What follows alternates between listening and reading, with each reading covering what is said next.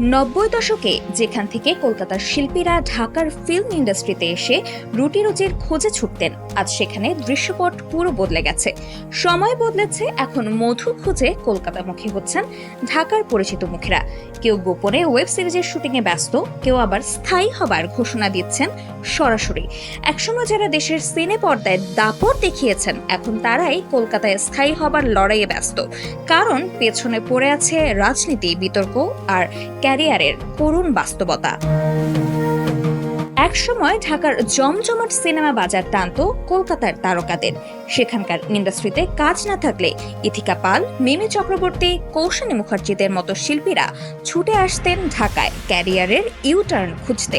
অনেকে সফল হয়েছেন, তবে এখন দৃশ্যপট উল্টো।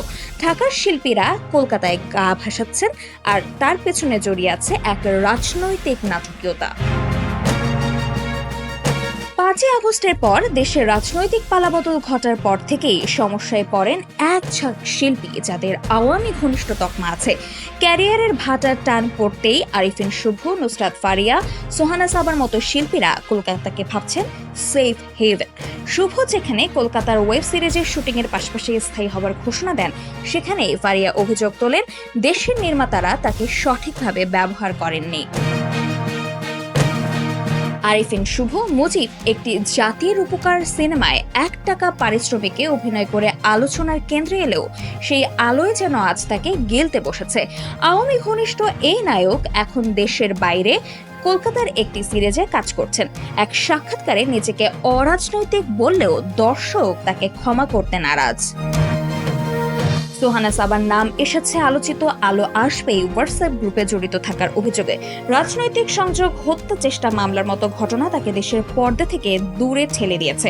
বর্তমানে কলকাতার নির্মাতাদের মন জেতার চেষ্টা করছেন, সেখানে স্থায়ী হবার ইচ্ছাও প্রকাশ করেছেন। নুসরাত ফারিয়াও একই পথে। মুজিব সিনেমায় শেখ হাসিনার চরিত্রে অভিনয়ের পর থেকে বিতর্ক যেন তার নিত্যসঙ্গী। আন্দোলনের সময় স্বল্প বসনের ছবি দিয়ে বিদেশ থেকে উত্তাপ ছড়ানো, পরে গোপনে দেশে ফেরা, সব মিলিয়ে তাকে ঘিরে কন্ট্রোভার্সির শেষ নেই। ঈদে মুক্তি পাওয়া সিনেমাও ফ্লপ, আর দেশীয় নির্মাতাদের ব্যবহারে তিনি তৃপ্ত নন। সব মিলিয়ে ঢাকার কিছু তারকা আজ কলকাতায় নতুন জীবন খুঁজছেন। কেউ রাজনীতির শিকার, কেউ বিতর্কের, তবে একটাই লক্ষ্য, ক্যারিয়ারের দ্বিতীয় ইনিংসে আবারও আলো ছড়ানো।